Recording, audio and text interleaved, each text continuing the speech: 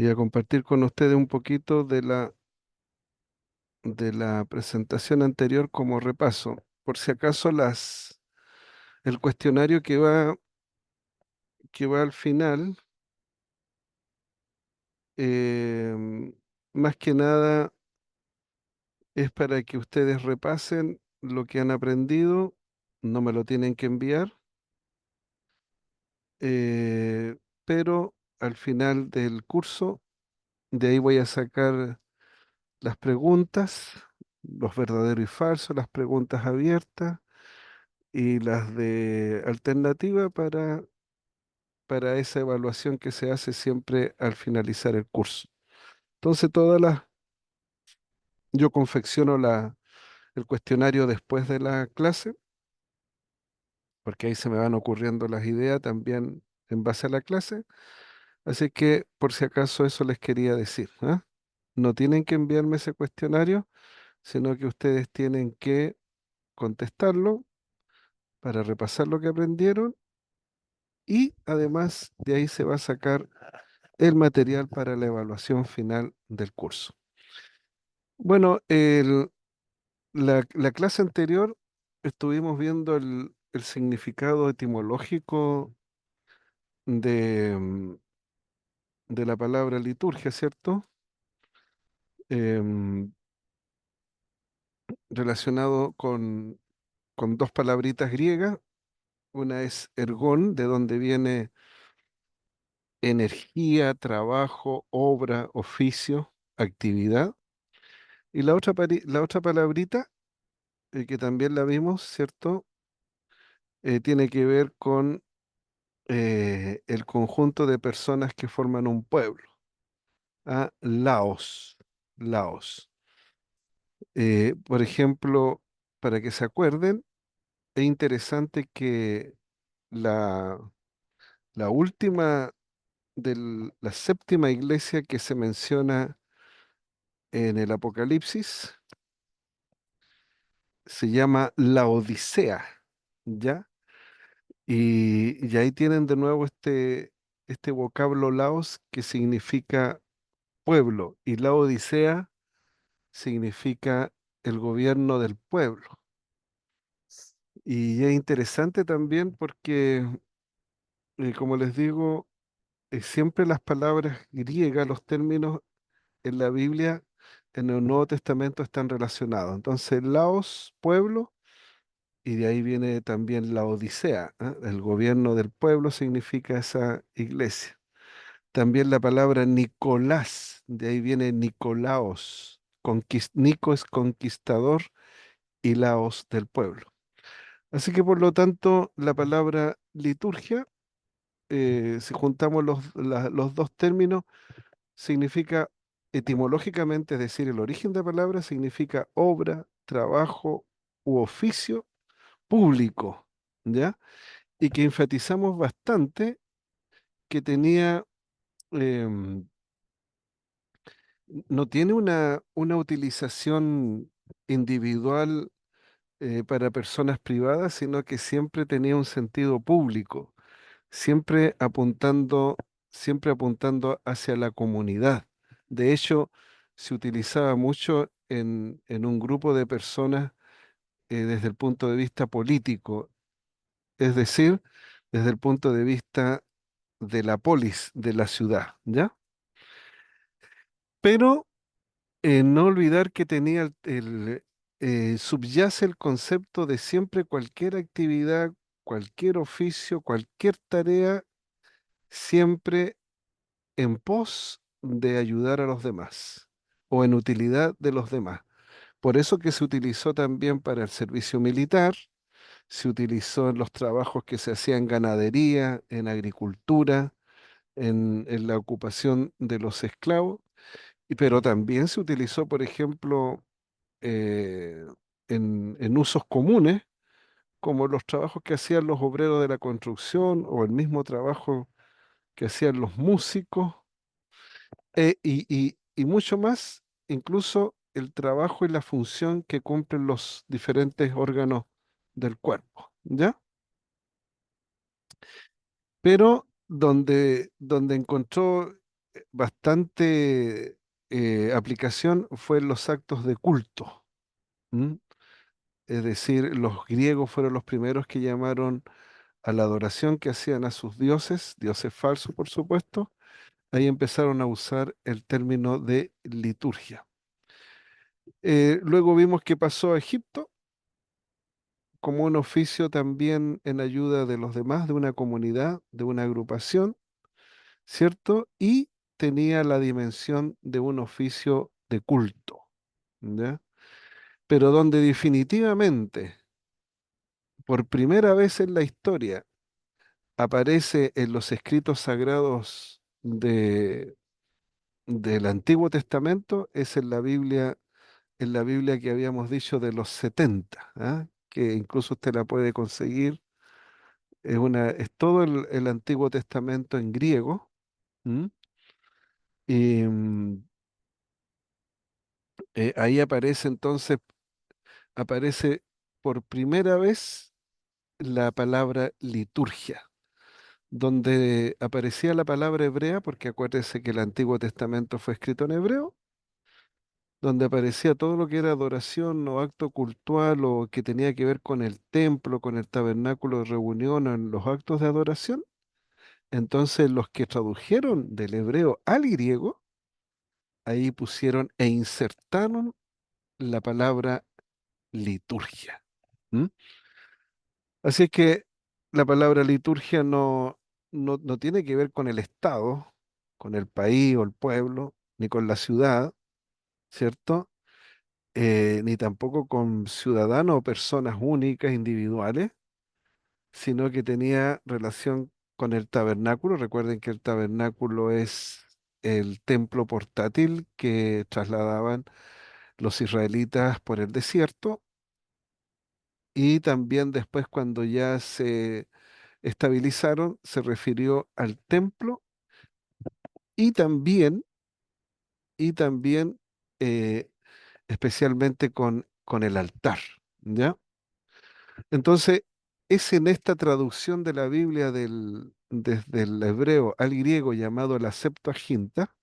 ¿Por qué Septuaginta significa 70? Porque fueron 72 rabinos que mandaron a llamar a Jerusalén para que fueran a traducir entonces desde el hebreo al griego el Antiguo Testamento, para que formara parte de la famosa y la más grande biblioteca que ha existido, que lamentablemente la quemaron, la Biblioteca de Alejandría, que estuvo a cargo de uno de los cuatro generales de Alejandro Magno, porque Alejandro Magno, acuérdense que tenía la virtud de ocupar un lugar, un territorio, pero respetar la cultura, no destrozar nada, guardar todos los escritos.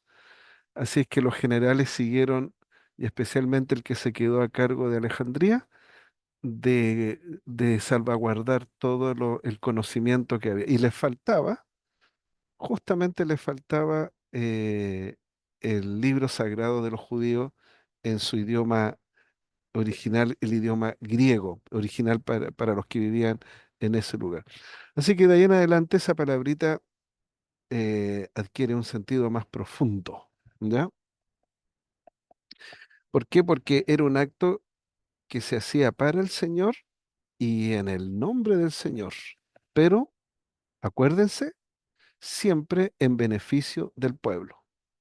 O sea que mantuvo la esencia de la palabra liturgia que estaba metida en el mundo público, en el oficio público, en utilidad hacia los demás, mantuvo esa esencia, pero se trasladó ahora a un beneficio espiritual, a un beneficio que descendía desde el cielo hacia las criaturas que adoraban al Señor. Así que va a significar entonces un acto en nombre de Dios y por Dios, pero que usufructa el pueblo también. Luego vimos varios usos que tiene la liturgia en el Nuevo Testamento.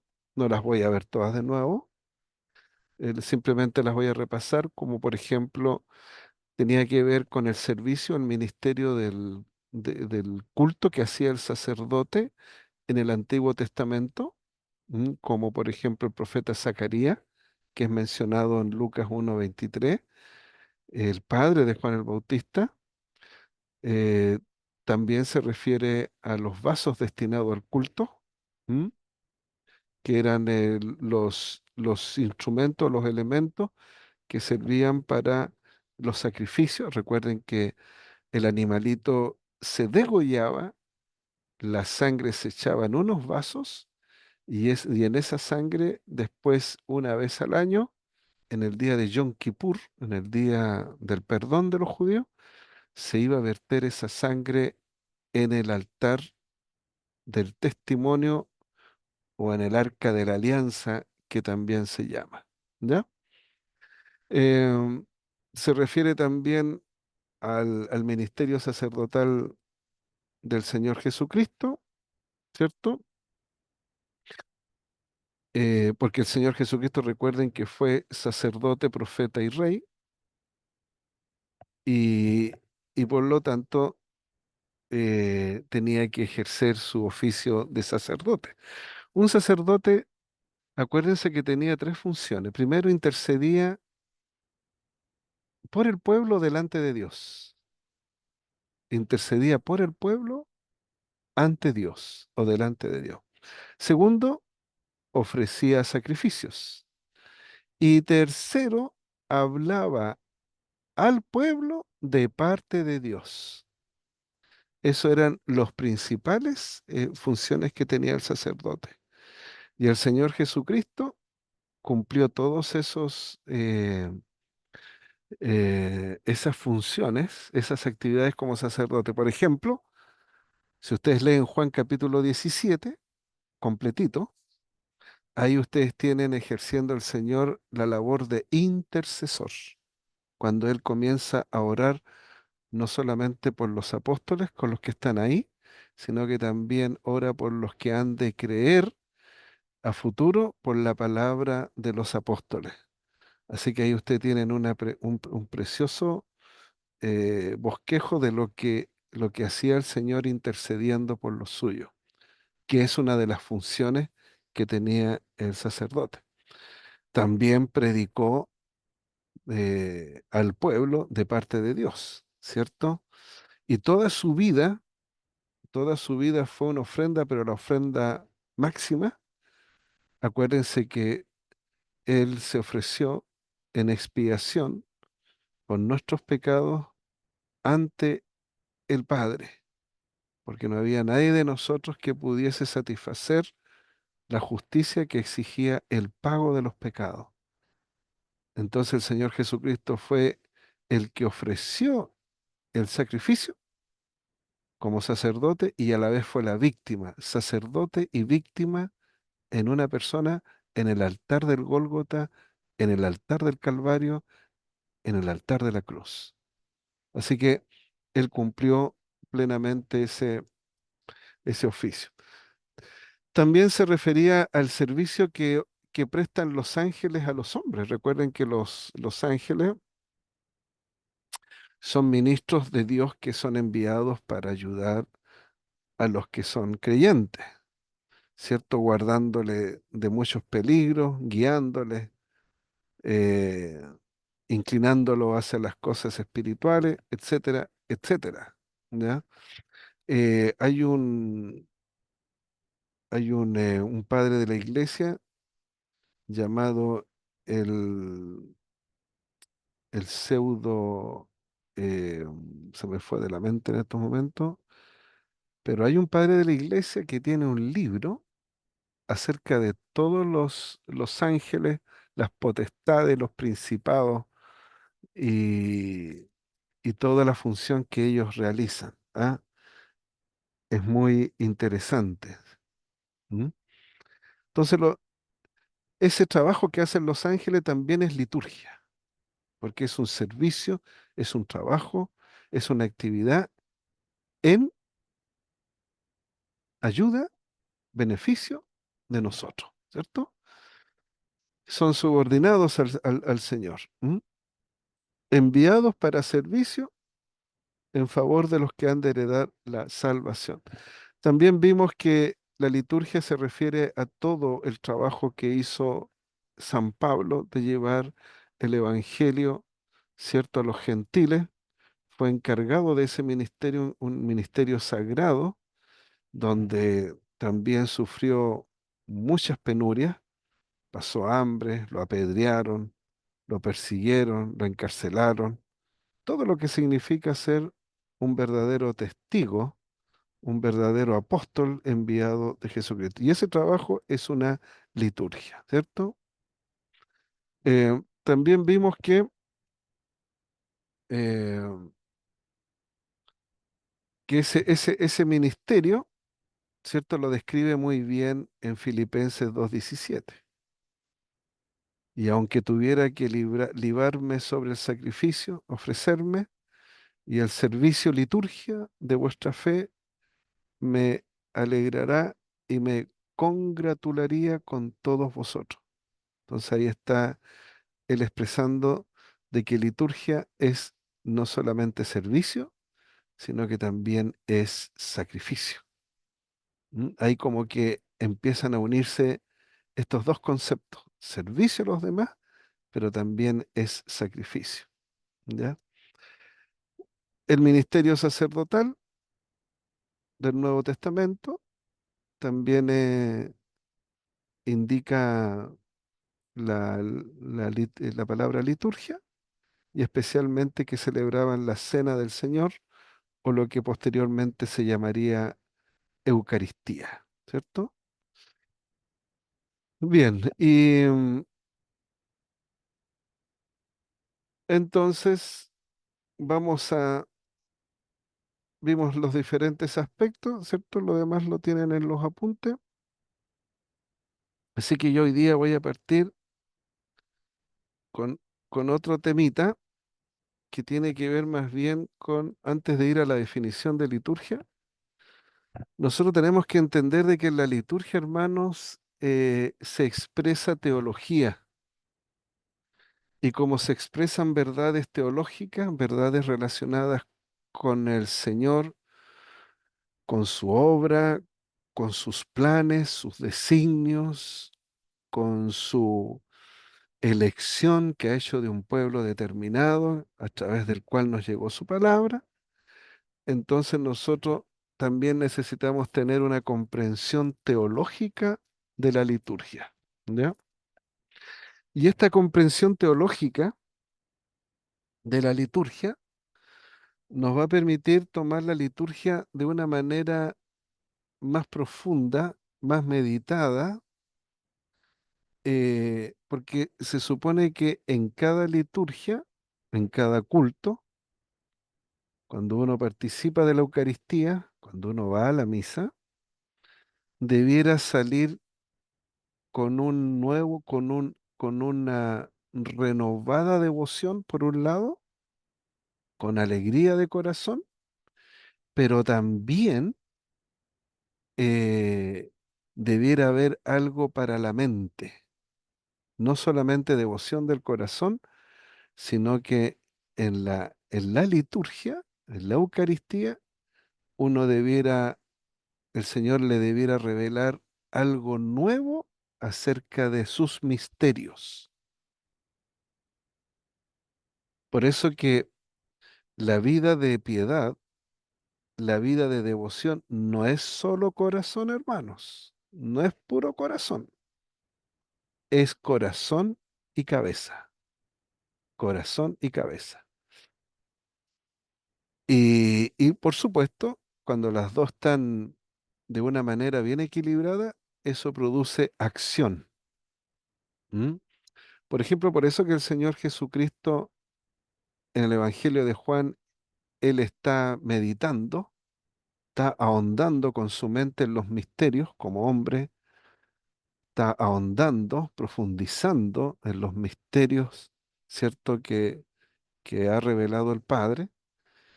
En cambio, en el Evangelio de Marcos no lo vemos tanto meditando, sino que lo vemos actuando, ¿cierto?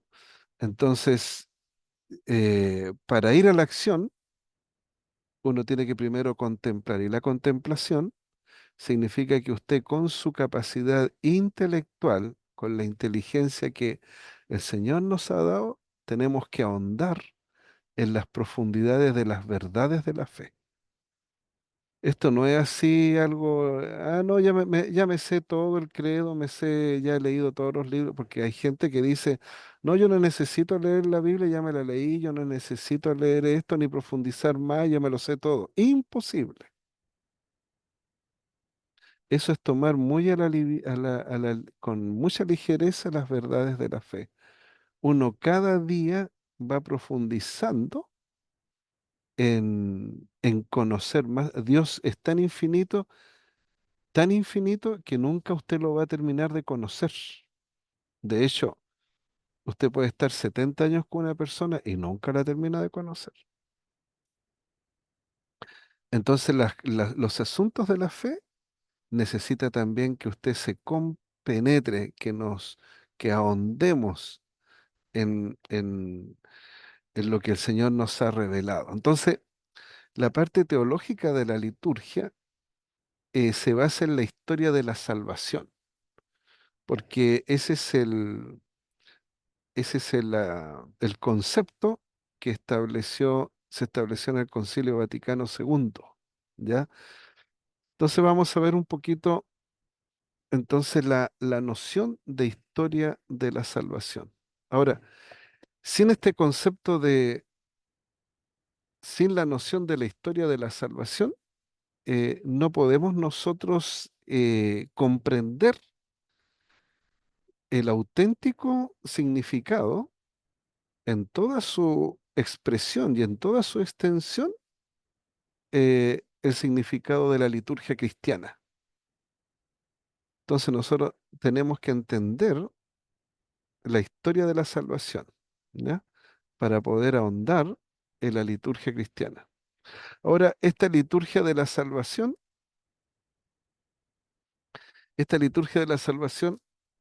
por ejemplo, alude a que hay una unión del tiempo en el cual nosotros estamos inmersos.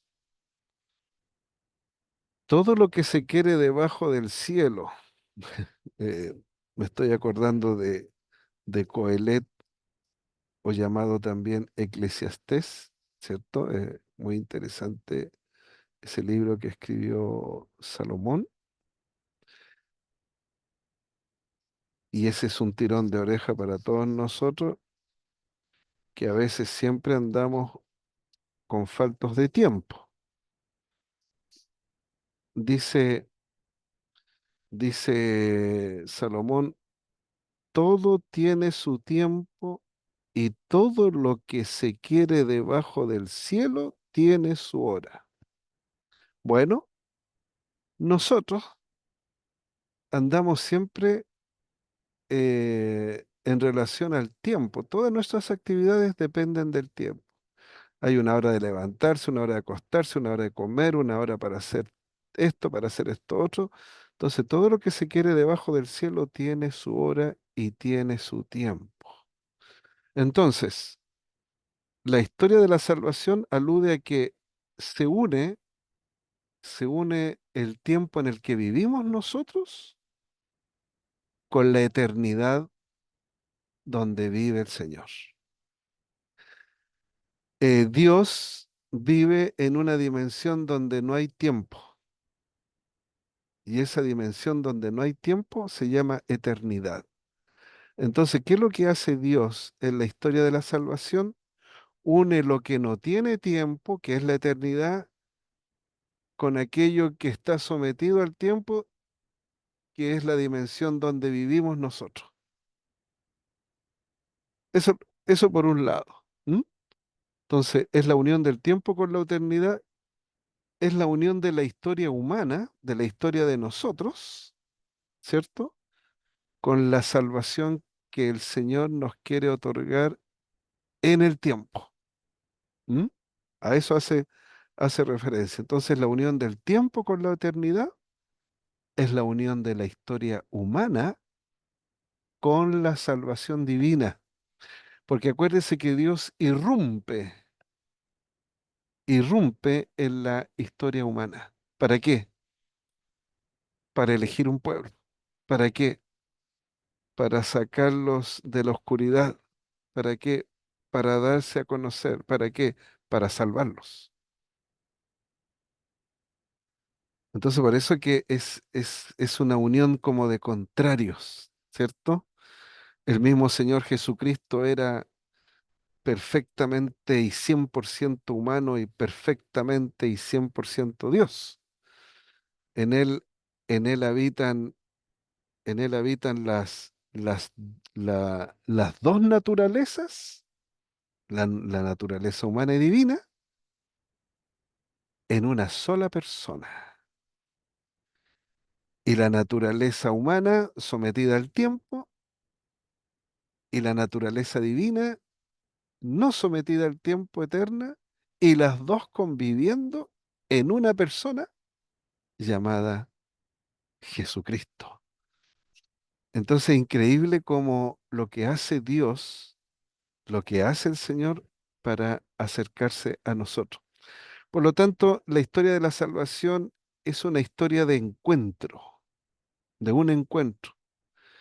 Es la historia de un diálogo entre la iniciativa que toma Dios, la iniciativa de salvarlo, la iniciativa de socorrerlo, la iniciativa de buscarlo y la respuesta que el hombre da al Señor a esa búsqueda, a ese diálogo. ¿M? A eso hace referencia también la historia de la salvación. Y por lo tanto, entraña la historia humana, entraña esta historia humana es historia de salvación, ¿ya? No es que haya una doble historia, sino que hay una doble dimensión a una sola historia.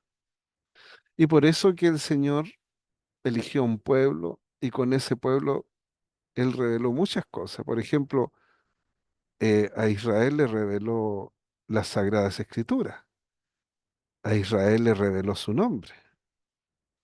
Uno de los 72 nombres que tiene el Señor que aparecen en el Pentateuco. Pero uno de los nombres que le preguntó directamente Moisés, le dijo, ¿y si yo voy a Israel y me preguntan cuál es tu nombre, qué les voy a decir? Y el Señor les dijo, yo soy el que soy, me ha enviado a ustedes. Entonces el Señor se revela, se da a conocer, se manifiesta, irrumpe.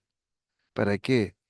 Para elegir, para predestinar, para salvar, para hacer un pueblo, ¿ah? Para hacer un pueblo santo, un pueblo de sacerdotes santos, un pueblo donde el Señor se sienta a gusto. ¿M? A eso se refiere la noción de la historia de la salvación. ¿M?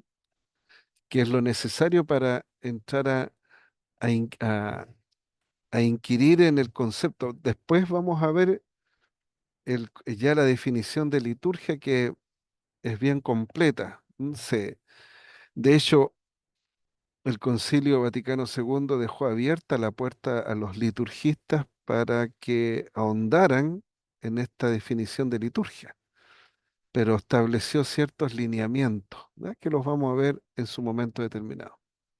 Ahora, hay una constitución llamada Gaudium et Spes, ¿m? Que significa la alegría y la esperanza, eh, que dice que la Iglesia cree que la clave, el centro y el fin de toda la historia humana se halla en su Señor y Maestro. Señor significa amo, significa dueño, significa que nosotros somos posesión de Él y Él manifiesta su señorío, Él manifiesta su soberanía. En Dios hay una voluntad. ¿M? y Dios va a llevar a cabo su voluntad. No importa quiénes se le opongan, quiénes sean difíciles, quienes le contradigan, pero Él es el Señor. Él es el Señor de señores. Por lo tanto, Él manifiesta su, su soberanía, su providencia incluso, pero también es un ser tan bueno que enseña. Y por lo tanto, desde ese punto de vista, Él es maestro. Entonces, este escrito dice que la clave, el centro y el fin de toda la historia humana se encuentra en este que es dueño de nuestras almas y es nuestro maestro que nos enseña. ¿Mm? Así es que desde este punto de vista, la divina revelación, porque acuérdese que Dios se autorreveló, Él se mostró al hombre. Acuérdese que revelar significa correr el velo para mostrar algo que estaba escondido. Revelar. ¿Mm? Velar, tapar. Revelar, mostrar, manifestar. Entonces, desde esta perspectiva, la revelación no solo se entiende como un sistema organizado de verdades. Sí, lo hermoso es que toda la revelación tiene un orden. Hay una sistematicidad, hay una estructura, todo está concatenado, todo tiene un eslabón. Por eso se parte con Dios, con la persona de Dios. En la persona de Dios se estudia la Trinidad. Dentro de la Trinidad, usted estudia la verdad del Padre, la verdad de la persona del Hijo y la verdad de la persona del Espíritu Santo. Y después que ha estudiado, ¿cierto?, la Trinidad, ha estudiado sus atributos, sus excelencias, sus virtudes, pasa a estudiar a continuación la creación. Y dentro de la creación se parte primero con la creación espiritual que fueron los ángeles y luego se va a la creación material que es el universo. Entonces, todo está organizado de una manera ordenada. Entonces, no solo esta revelación indica jerarquía, conceptos subordinados, indica que todo es orgánico, que todo tiene una estructura, que está ordenado, sino que también indica una serie de eventos, acontecimientos, por medio de los cuales Dios, por medio de los cuales el Señor realiza la salvación del hombre. Porque en el fondo, ¿qué es lo que quiere Dios? Dios quiere salvar al hombre. Quiere, quiere que su criatura recupere esa relación maravillosa que tuvo con Él en el huerto del Edén. No sé si usted cuando lee el libro del Génesis, usted se ha detenido a pensar en la frase que dice que Adán y Eva oyeron la voz de Dios que se paseaba en el huerto. Entonces, antes de la caída, Dios compartía con ellos, caminaba, se paseaba. Él estaba junto a ellos en ese lugar maravilloso, cuyo techo eran las estrellas, cuyas paredes eran de las más finas maderas de los árboles que creó y cuyo piso era las más hermosas flores multicolores con el prado. Y allí Dios se paseaba con el hombre. Entonces, lo que quiere hacer Dios es recuperar esa comunión que había entre la criatura y el Creador y que se perdió por causa de la desobediencia, del pecado. ¿Mm? Entonces Dios no solamente nos entrega una verdad ordenada, estructurada, sistematizada y bien organizada, ¿cierto? De donde, por ejemplo, tenemos la Suma Teológica de Santo Tomás de Aquino, donde él la estructuró de una manera maravillosa, sino que además el Señor se muestra a través de sucesos, de eventos, acontecimientos, donde Él va mostrando que Dios quiere rescatar, redimir, salvar, perdonar al hombre. Y esa es la revelación como historia, ¿m? Como historia. Entonces, vamos al segundo punto. La historia, vamos a llamar la historia es el lugar de la salud, el lugar de la revelación. Bueno, comparémoslo un poquito con las religiones orientales de India, de China y de Persia. ¿M? En ellos también hay un grado de sabiduría, ¿ya? Ellos centran toda su práctica justamente en alcanzar un conocimiento espiritual.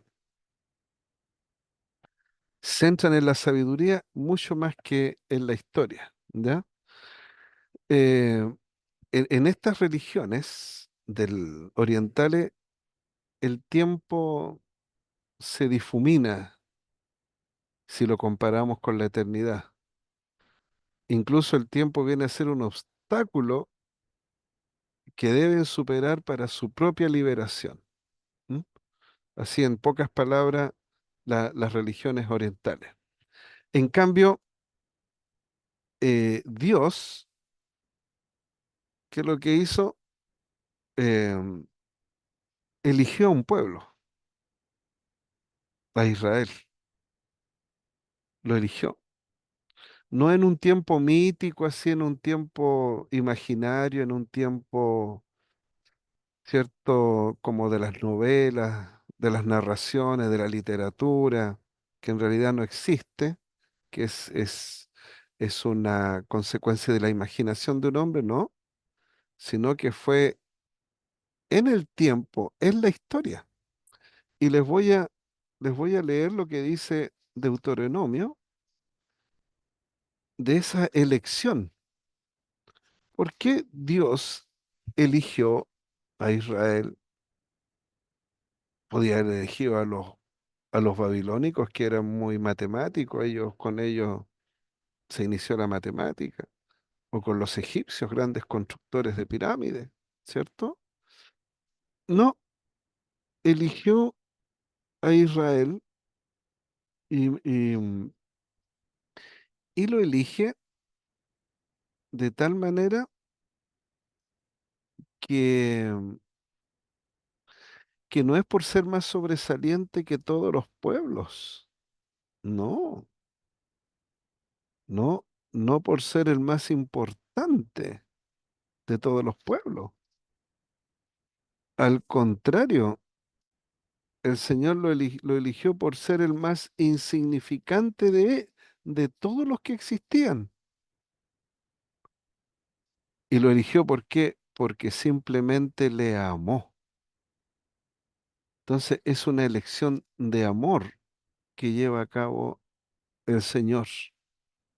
Es una elección de amor. ¿M?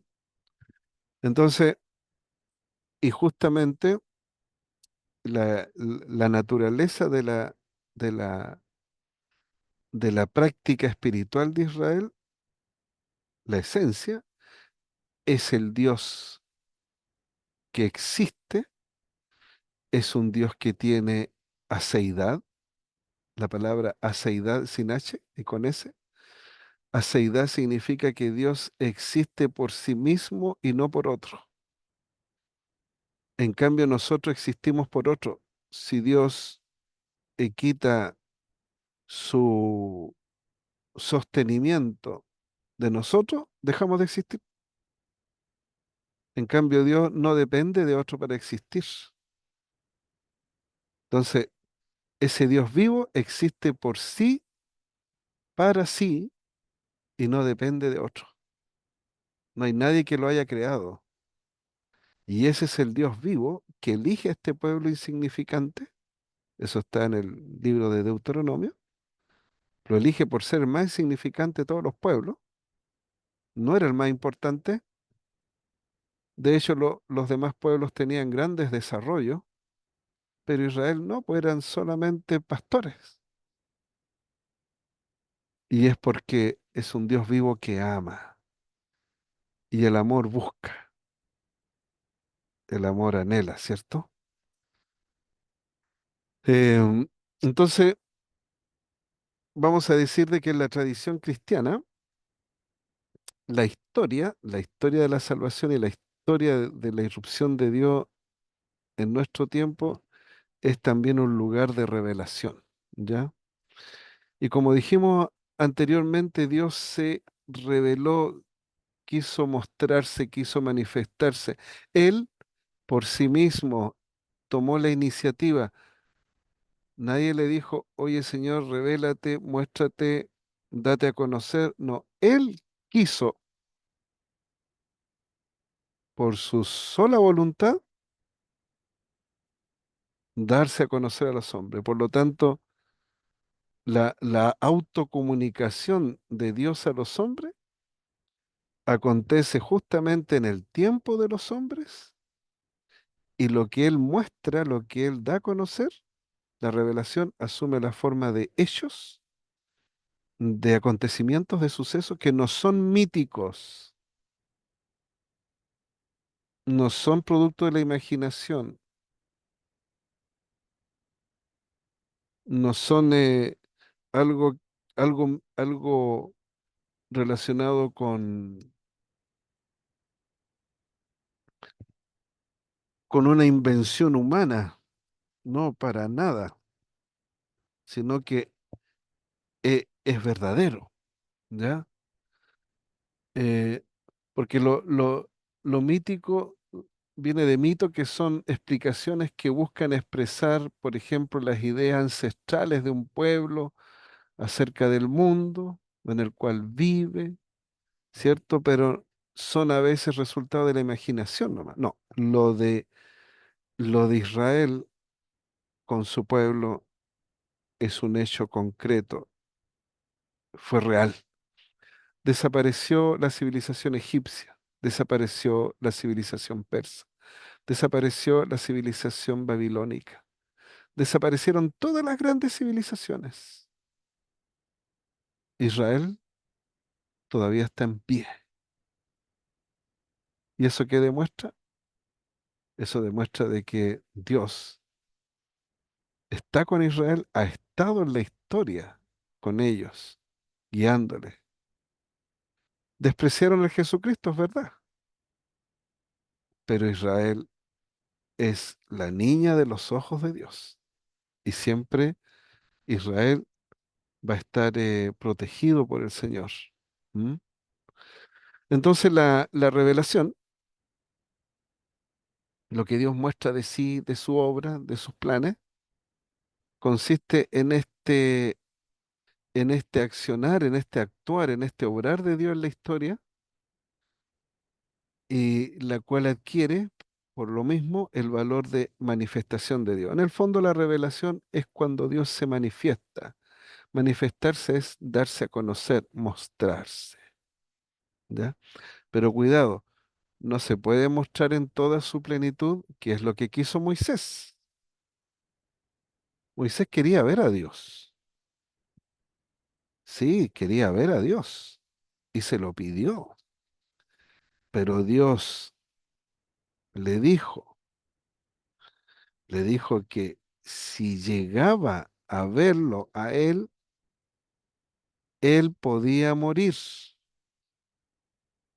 Por lo tanto, lo puso detrás de una peña, de una roca grande a Moisés, y pasó el Señor, dice, y solamente le vio las espaldas a Dios, que fue la visión que tuvo Moisés. pero no podía verlo en toda su plenitud, porque si lo llegaba a ver, moría por la santidad de Dios, por la luminosidad, por sus virtudes, por sus excelencias. ¿Mm? Así es que, aunque diga que lo vio cara a cara, pero es una figura, porque no podía contemplar directamente a Dios. ¿Mm? Él vio la manifestación angelical de Dios, que se llama el ángel de Jehová o el ángel de Yahvé, ¿ya? Pero ver completamente a Dios no, le estaba vedado porque podía morir. ¿Mm? Así es que eso es bien importante que se sepa. Eh, entonces es la manifestación de Dios en la historia y especialmente de un pueblo. ¿Mm? Ahora veamos la riqueza del término salvación, o sea, la fecundidad que tiene este término. ¿Mm? Bueno, en la escritura tiene, como les digo, mucha fecundidad, mucha riqueza, tiene varias dimensiones. Está presente en toda la Biblia como un hilo transversal. Acuérdese que eh, Dios saca el árbol de la vida de Edén para que el hombre no extienda su mano estando en condición de pecador y coma de ese árbol, porque si comía de ese árbol estando en estado de pecado, iba a quedar en ese estado para siempre y no podía ser salvado. Entonces viene el Señor y lo saca del huerto del Edén, pone unos serafines para que no lo dejen entrar. Ahí hay un aspecto de salvación.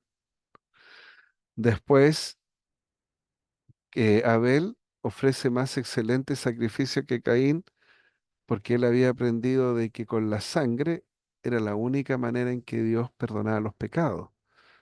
En Hebreos 9 dice, sin derramamiento de sangre no hay perdón de pecados. Y él lo comprendió y ofreció un cordero. Le quitó la vida para ser perdonado de sus pecados. No así Caín, que ofreció frutos de la tierra, ¿cierto? Después salvó a Noé y a su familia de morir, donde se ha calculado que en ese entonces había 1.000 millones de seres humanos y se salvaron 8 y todos los demás se perdieron. Ahí tenemos salvación otra vez. Entonces siempre el Señor, en toda la Biblia, está este concepto como un hilo conductor, un hilo transversal. ¿M? Por lo tanto, el Dios del Antiguo Testamento es un Dios que salva, que rescata. Y por ende Jesucristo es el Salvador de los hombres. Y en la Eucaristía es la hostia salvadora que abre las puertas del cielo. Participando de la Eucaristía, uno se salva de la concupiscencia.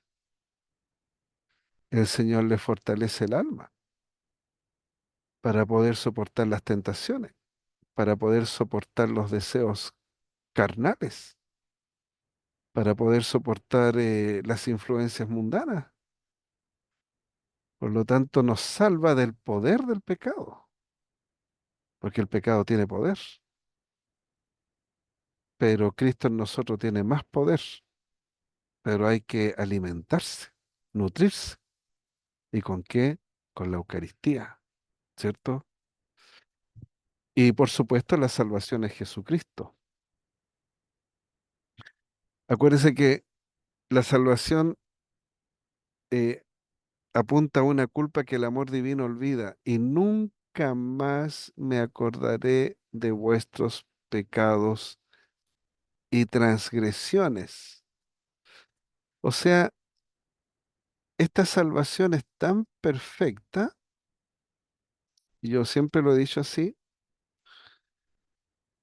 Dice, esto está en la carta a los Hebreos, ¿m? En Hebreos 10:17, y nunca más me acordaré de sus pecados y transgresiones.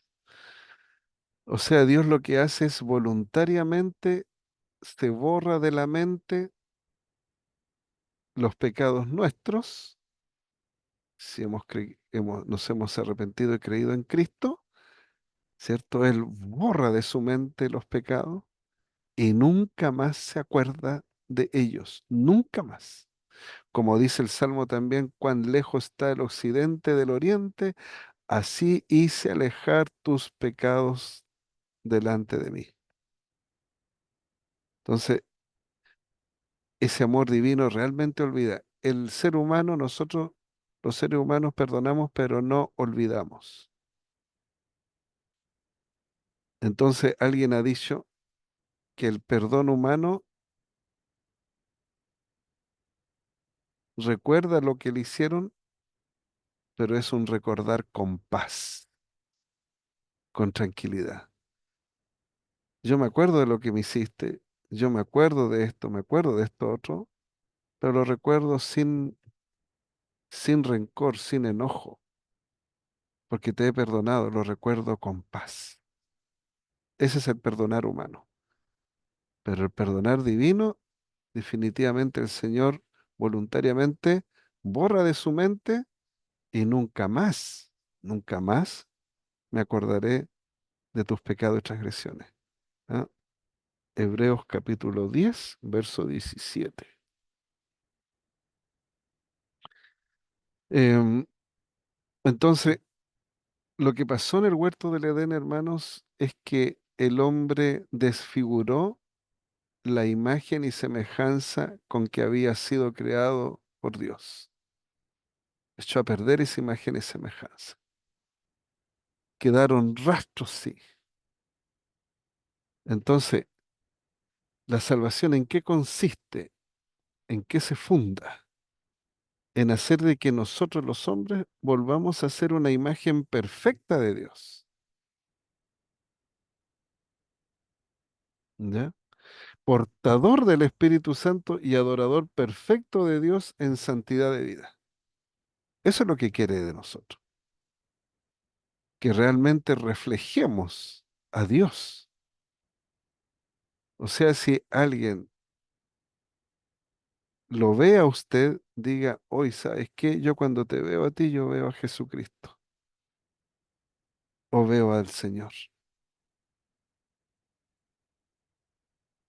porque eso debiera reflejarse. De hecho, el apóstol Pablo, en una de sus cartas, dice esto, mire, a propósito de salvar, de recuperar esta imagen. ¿M? Eh, Dice que, a ver si la encuentro, vamos a buscarla.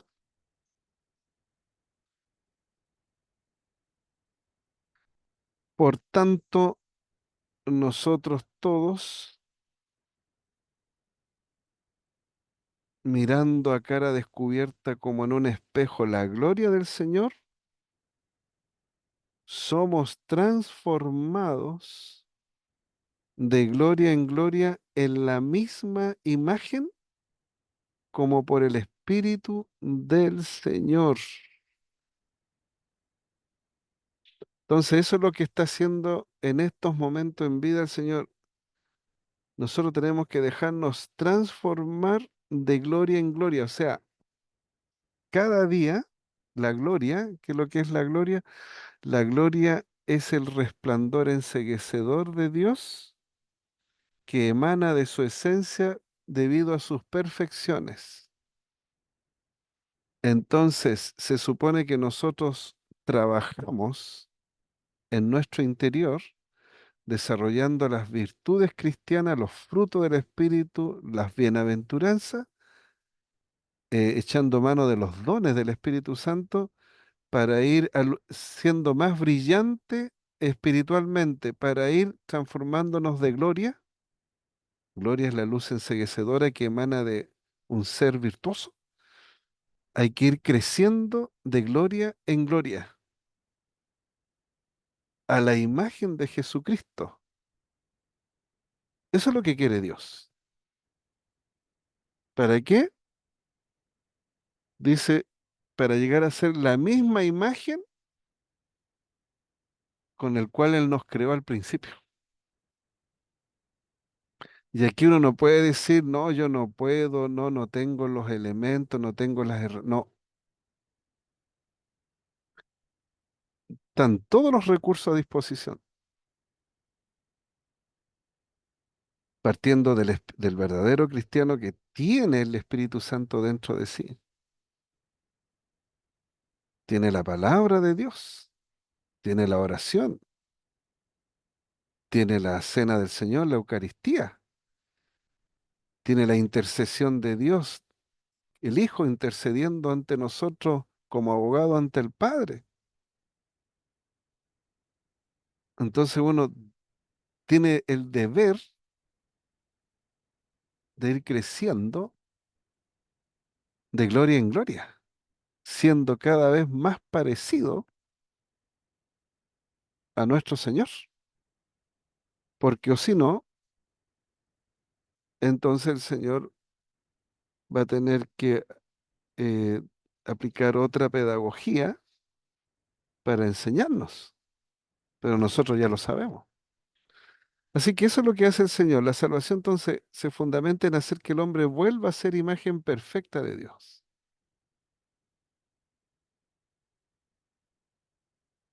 porque tiene el Espíritu Santo y tiene que ser un adorador perfecto de Dios viviendo una vida santa. Claro, si la santidad, la luminosidad de la santidad no va a salir si usted o yo mentimos, andamos preocupados de puras cosas materiales, andamos preocupados solamente del cuerpo, andamos preocupados solamente de cosas banales, andamos con nuestra mente en cosas terrenales, nada más, todo el día. De hecho, el ambiente que tenemos hoy día en el siglo XX está orquestado para que usted no tenga tiempo de orar, no tenga. Pusieron radio en los autos para que usted ponga la radio y no deje que la voz silenciosa de Dios le hable en silencio mientras conduce. Va a una tienda, hay radio prendida. Va a una casa, está la tele prendida todo el día. Los jóvenes andan con los audífonos puestos en los oídos las 24 horas. ¿A qué hora escuchan el silencio? Porque es a través de él en que Dios habla. Está todo lleno de publicidad. De donde va hay letrero. Abre el correo, está lleno de letrero de distracciones. Le saturan con correo electrónico para que usted pierda tiempo y no tenga tiempo de orar, de contemplar. El sistema, acuérdese que el mundo, ¿quién le da estos lineamientos al mundo? Satanás. Primera de Juan dice que el mundo entero está bajo el poder del maligno. Entonces todo está hecho para que usted no tenga silencio, no tenga tiempo, esté muerto de cansado y no se preocupe de la vida espiritual. Así está hecho el sistema.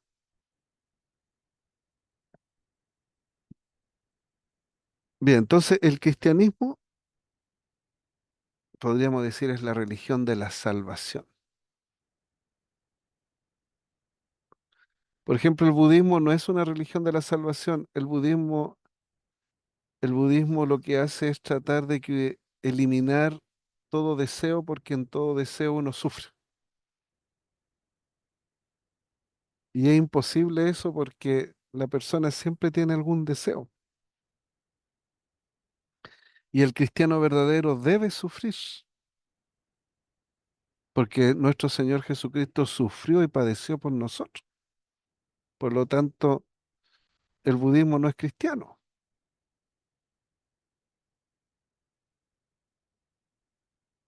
Y el hinduismo tampoco, porque el hinduismo no cree en un Dios personal,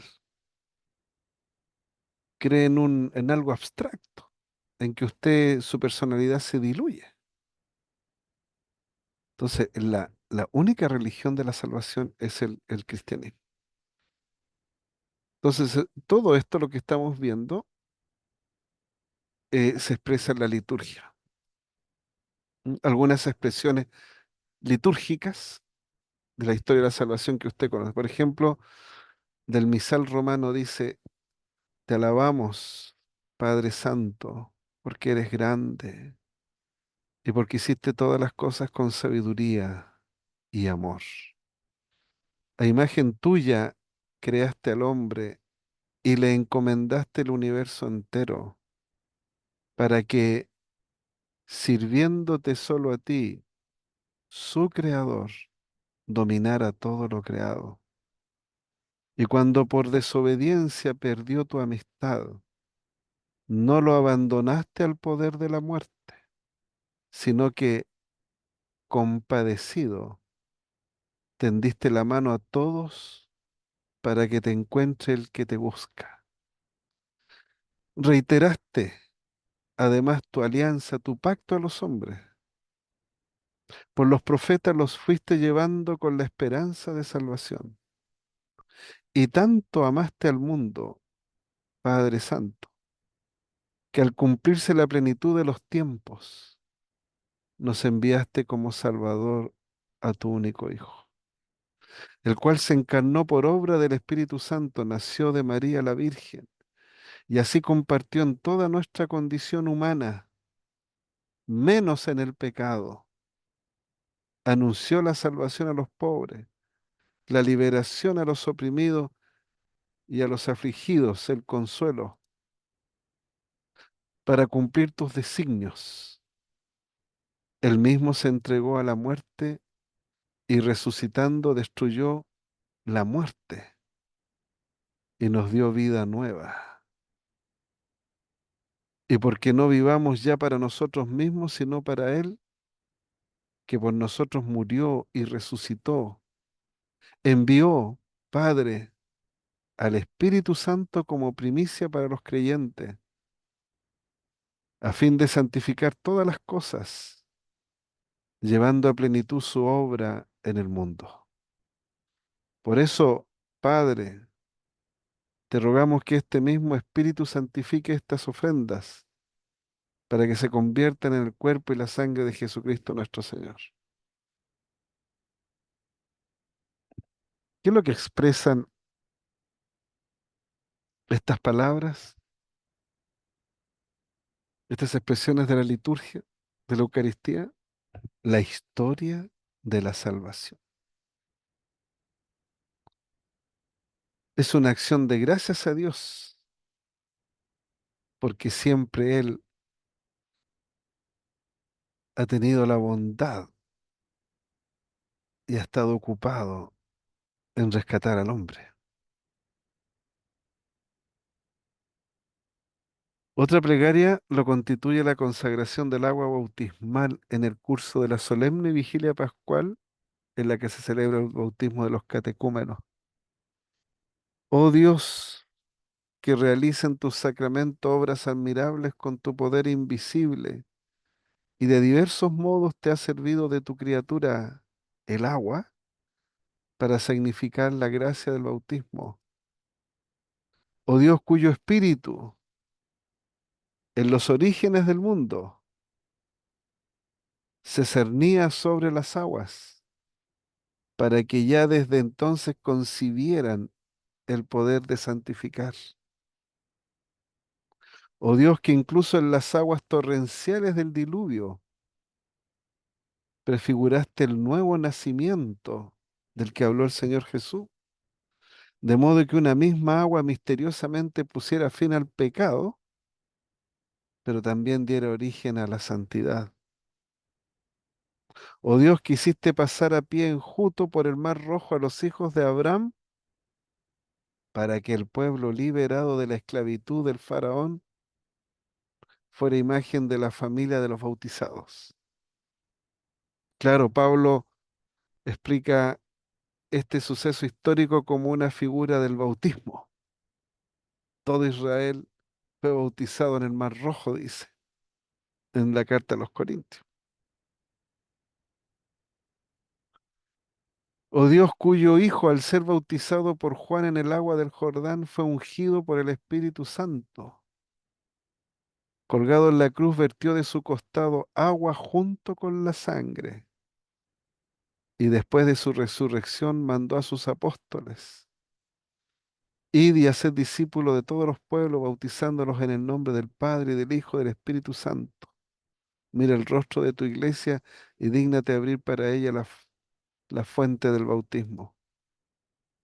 Que esta agua reciba por el Espíritu Santo la gracia de tu unigénito, para que el hombre creado de tu imagen, lavado por el sacramento del bautismo de todas las manchas de su vieja condición, renazca como niño a una nueva vida por el agua y el Espíritu.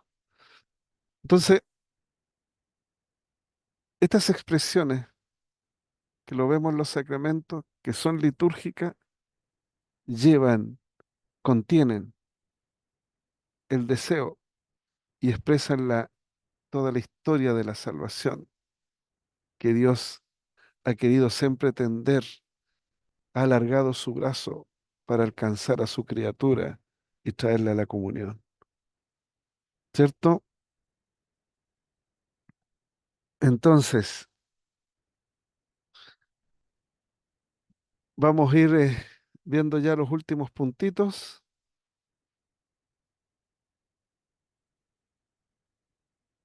Las etapas de la historia de la salvación.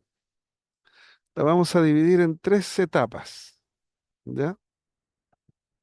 La primera es la que se llama el tiempo de las promesas, donde Dios, fíjese que en la Biblia hay 8.000, cerca de 8.000 promesas para el Hijo de Dios, para el cristiano, para el creyente, para el católico. Podríamos decir de que la primera etapa es el tiempo del Padre. Comienza con la creación del mundo, se le llama en latín auroras salutis, los albores de la historia de la salvación. Y fíjese qué es lo que hace el Espíritu Santo antes del primer día de la creación.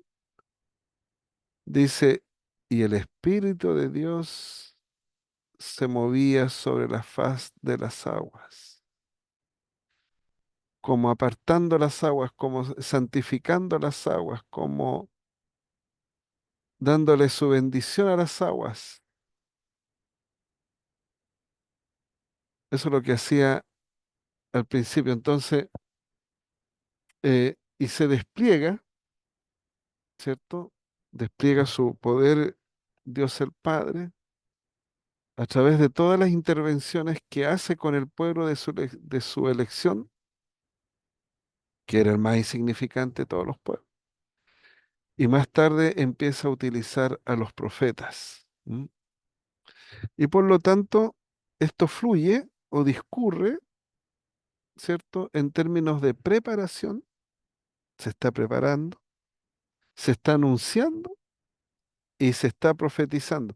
¿Cuántas profecías aproximadamente hay en el Antiguo Testamento acerca del Señor Jesucristo que anuncia salvación? La otra vez tenía ese número yo, pero hay más de 300 que anuncian Una de ellas dice, la Virgen concebirá y dará a luz un hijo, Isaías. El principado sobre su hombro, hijo nos es, hijo nos es nacido, niño nos es dado, y el principado sobre su hombro. Todo eso anunciaba que vendría otro periodo de la historia de la salvación. Ahora, todos estos hechos, el maná milagroso que caía del cielo, el agua que salía de la roca herida, las plagas de Egipto, el endulzamiento de las aguas amargas de Mara, etcétera, etcétera, no son hechos aislados de un pasado muy lejano, sino que son sucesos que inmersos en un preciso ir y venir, en dinamismo interno, apuntan a una plenitud. Aquí lo que apunta la roca herida que sale agua. Aquí apunta el maná del cielo que cae desde arriba alimentando a los hombres. Aquí apunta el arca de Noé que es golpeada con las aguas de arriba y las aguas de abajo, salvando a la familia. Aquí apunta a la única verdad que es Cristo. Podríamos decir de que la Biblia tiene un hilo color rojo. Y ese hilo color rojo lleva a dónde. ¿Cuál es el término? Es Cristo, el Señor. Entonces, en esta primera etapa, las señales de salvación o los signos de salvación son solamente predictivos. O sea, predicen de una realidad que ha de venir. ¿M? De una realidad que ha de venir y que va a llegar a su plenitud. Esa es la primera etapa. La segunda etapa, podríamos decir, en cierto sentido, si la primera etapa era el tiempo del Padre, en esta segunda etapa, el tiempo del Hijo. ¿Por qué? Porque Él es la buena noticia. Él trae la novedad. Con Él todo es nuevo. Todo es nuevo. De modo que si alguno está en Cristo, nueva criatura es. Las cosas viejas pasaron y todas son hechas nuevas. ¿Quién dijo eso? Pablo. ¿Dónde lo dijo? En 2 Corintios 5:17. ¿En relación a qué lo dijo? A lo que trae el Hijo para cada persona que cree en Él. Lo hace todo nuevo. Por lo tanto, el cristiano deberá vivir, el católico deberá vivir en novedad de vida. Y uno se tiene que preguntar, ¿ando en novedad de vida? ¿Ando con alegría del corazón a pesar de las pruebas, los sufrimientos, las dificultades? ¿Soy activo? ¿Le estoy sirviendo al Señor? ¿Estoy siendo útil? ¿Estoy siendo un liturgo? El liturgo es una persona que busca y hace cosas, acciones para Dios en beneficio de otros. Estoy anunciando a Cristo, que es lo que hacía Pablo, anunciar a Jesucristo. Él hace todo nuevo. Y si en su vida no está todo nuevo, está todo viejo, derroído, a lo mejor usted no ha nacido de nuevo. ¿Qué es lo que le dijo el Señor a Nicodemo? Un hombre como de 70 y tantos años. Se sabía la escritura, el revés y el derecho. Presidía en una sinagoga, el lugar donde se enseñaba la palabra en Israel. Y él se dio cuenta de que el Señor no era cualquiera.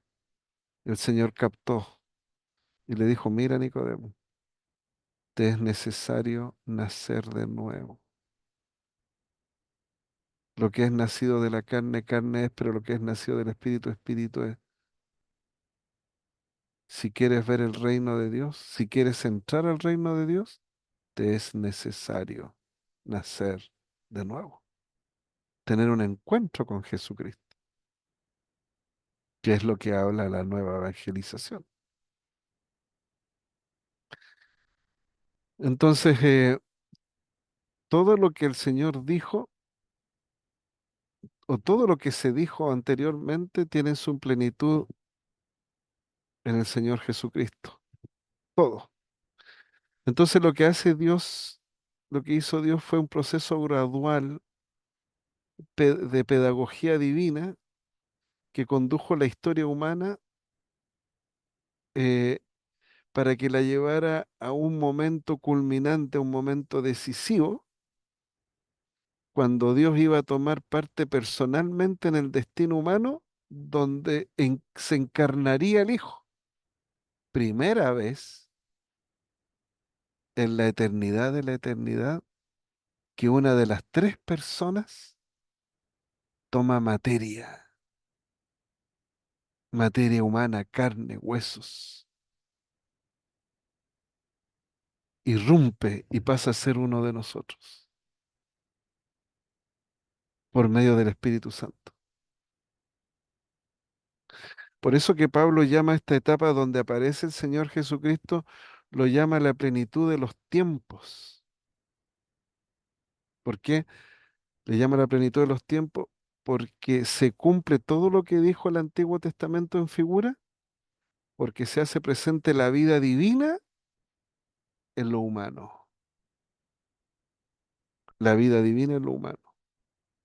Y va desde que el Hijo se encarnó hasta su tránsito de este mundo, hasta que finalmente ascendió al Padre, al Padre.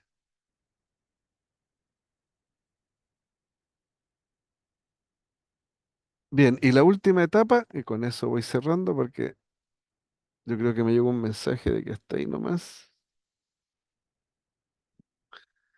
La última etapa de la historia de salvación también es en cierto sentido el tiempo del Espíritu Santo, ¿sí? El tiempo del Espíritu Santo. O también se le ha llamado es el tiempo de la iglesia. El Espíritu Santo viene en Pentecostés, Hechos capítulo 2, y ahí comienza, ¿cierto?, todo el poder de la iglesia. Y en esta etapa la inaugura la glorificación de Jesús, el Señor vuelve al cielo es glorificado y Él envía otro consolador para que esté con nosotros, el Espíritu Santo, y que durará hasta la parucía, es decir, hasta su segunda venida. Entonces, en esta etapa se adopta un nuevo modo de comunicar la salvación, que es mediante la economía o la administración simbólica. Dios va a hablar a través de los signos, de los sacramentos.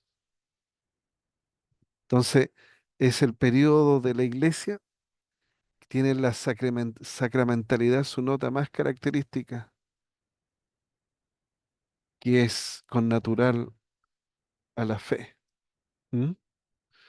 Entonces, vivimos pues nosotros en esta última etapa de la historia, del tiempo de la iglesia, en la que los enviados de Jesús no solamente debemos predicar la buena nueva de salvación a todos los pueblos, que es que es lo que se llama la evangelización, sino que al mismo tiempo realizan esa misma salvación que anunciamos y lo hacemos celebrando los sacramentos, es decir, poniendo en acto la sacramentalidad de la iglesia, porque la iglesia es un sacramento, porque un sacramento es un signo visible de algo que no se puede ver, es la gracia de Dios.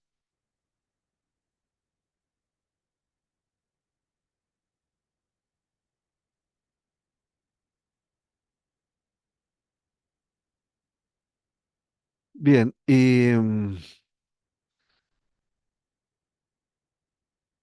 simplemente para decir algo, ¿por qué la historia de de la salvación, aprovechando el documento del Sacrosanctum Concilium, que es la constitución de la reforma de la liturgia? del Concilio Vaticano II. Eh, ¿Por qué comenzamos por la historia de la salvación? Bueno, porque la historia de la salvación es la base para comprender el significado desde el punto de vista teológico de la liturgia. En la liturgia hay enseñanza, hay teología, hay verdades. Y justamente es en ese punto de este escrito donde se quiere definir qué es lo que es liturgia o la sagrada liturgia. Y ahí se declara eh, de una manera contundente la relación esencial, íntima, entre liturgia y la historia de la salvación.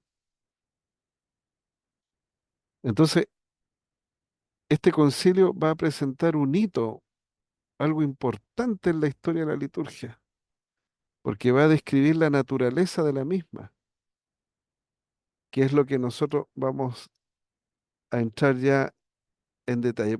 Y les pongo este párrafo o parágrafo de la Constitución. Dice,